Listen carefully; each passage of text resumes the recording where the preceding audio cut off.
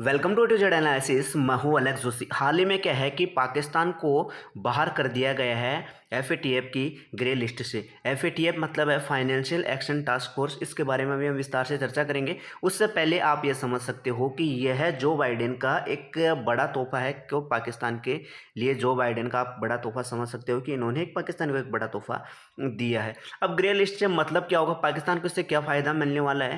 देखो, पाकिस्तान की जो अर्थव्यवस्था है ना वो ऐसे डगमगा रही है, तो इसको एक बड़ी सहायता मिल जाएगी इससे। क्योंकि जो फाइनेंशियल एक्शन टास्क फोर्स है एफएटीएफ की ग्रे लिस्ट है, इससे पाकिस्तान को बाहर कर दिया गया है। अब पाकिस्तान के पास यह परमिट हो गया है कि ये वर्ल्ड वाइड कर्जा मांग सकता है और वर्ल्ड वाइड कर्जा भी बड़े बैंकों से मांग सकता है।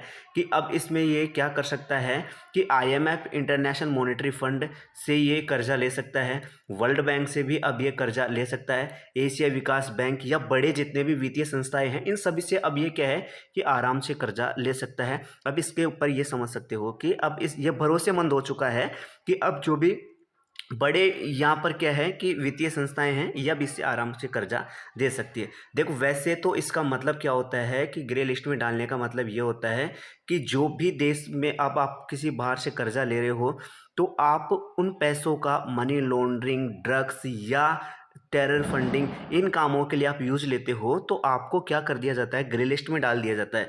अब इस चीज़ों को पाकिस्तान को इस चीज़ से यहाँ पर बाहर निकाल दिया गया है ग्रे लिस्ट।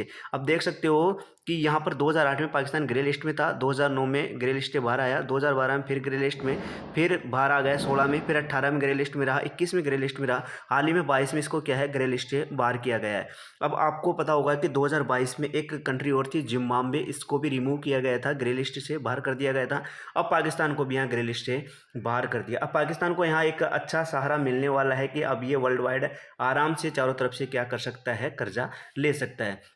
अब और समझ सकते हैं कि आप इसके ग्रे लिस्ट का मतलब क्या होता है कि देखो, किसी देश के एफएटीएफ ग्रे लिस्ट में आने का मतलब ये होगा कि देश के आतंकी फंडिंग, मनी लॉन्ड्रिंग पर अंकुश लगाने में नाकाम रहा है। उसको फंडिंग, वित्तीय संस्थाओं से फंडिंग मिली लेकिन उस फंडिंग का उन्होंने यूज़ गलत किया, इलीगल यूज़ किया, तो इस कारण इनको ग्रे लिस्ट में डाल दिया जाता है। ब्लैक लिस्ट में जो शामिल हो जाता है, अगर कोई ब्लैक लिस्ट में शामिल हो गया है तो इसका मतलब है कि वित्तीय संस्थाओं से उसको बिल्कुल भी मदद नहीं मिलेगी। जितने भी बड़ी वित्तीय संस्थाएं हैं उनसे बिल्कुल भी मदद नहीं मिलेगी अगर ब्लैक लिस्ट में डाल दिया जाता है। अब आर्थिक परेशानियां बढ़ सकती है किसी भी देश की। अब 2018 में एफएटीएफ की ग्रे लिस्ट में पाकिस्तान को डाला गया था, 4 साल बाद अब यहाँ पर निकाला गया है, 2022 में निकाला गया है। मैंने अभी आपको बताया भी था कि देखो 2016, 2018 ये आप यहाँ पर देख सकते हो कि कौन कौन से टाइम में इसको ग्रे लिस्ट में, कौन से टाइम में इसको ग्रे लिस्ट के बाहर निकाला गया था। अब आपको पता होगा कि फाइनेंशियल एक्शन टास्क फोर्स है, इसकी जो गठन था इसका कब किया गया था, 1989 में इसका गठन किया गया था फाइनेंशियल एक्शन टास्क फोर्स का।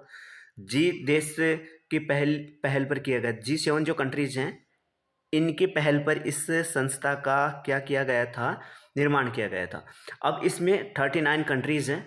2010 में हमारा भारत भी इसमें शामिल हो गया था, 2010 में भारत शामिल हो गया था। इसका मुख्यालय क्या बनाया गया है, फ्रांस के पेरिस में इसका मुख्यालय बनाया गया है। मेन मकसद इसका यही है कि वित्तीय संस्थाएं किसी भी देश को मिलती है अगर बड़े संस्थानों से या किसी कंट्री से, तो उसका गलत से उसका पैसों का उपयोग नहीं किया जाए।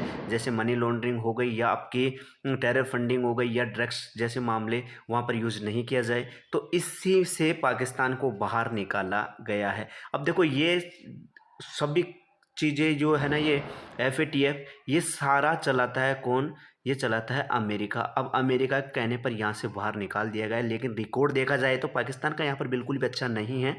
बट एक तरफ से आप ये समझ सकते हो कि बाइडेन का तोहफा है किसको, पाकिस्तान को। रीज़न क्या है उसका भी मैं बता दूं आपको कि देखो, यहाँ पर क्या है कि जब रशिया के खिलाफ वोटिंग हुई थी, अब्सटेन कर गया था पाकिस्तान यहाँ पर वोटिंग में।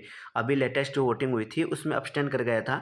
भारत हमेशा अब्सटेन करते आया है, लेकिन पाकिस्तान ने भी यहाँ पर क्या अब्सटेन कर दिया था। जबकि अमेरिका ने इसकी यहाँ पर जब बाढ़ आई तो वित्तीय संस्थाएं, यहाँ पर बाढ़ आई तो यहाँ पर यूरोपियन कंट्रीज से खुद से इसने मदद की थी पाकिस्तान की। फिर भी पाकिस्तान यहाँ पर जब वोटिंग हुई तो रशिया के खिलाफ अब्सटेन करके आ गया था। तो अमेरिका यह चाहता था कि एशिया में से एक ऐसा कंट्री तो हो जो हमारे साथ खड़ा हो और रशिया के खिलाफ चला जाए। तो इसी को देखते हुए यहाँ पर क्या किया गया है कि अमेरिका द्वारा पाकिस्तान को ग्रे लिस्ट से बाहर निकाला गया है, F-16 दिया जा रहा है। ये अमेरिका की एक चाल है, ऐसे समझ सकते हो आप, है ना। रिकॉर्ड तो वर्ल्ड वाइड सबको पता है पाकिस्तान का कितना खराब है। तो अब यहाँ पर एक ये बस पाकिस्तान को परमिट मिल गया है कि अब ये बड़ी संस्थाओं से कर्जा ले सकता है। अमेरिका अपने आप से छुटकारा पाने के लिए इसको ग्रे लिस्ट है, इन्होंने क्या कर दिया, इसको बाहर निकाल दिया। ये था पाकिस्तान का ग्रे लिस्ट का जो भी सच था।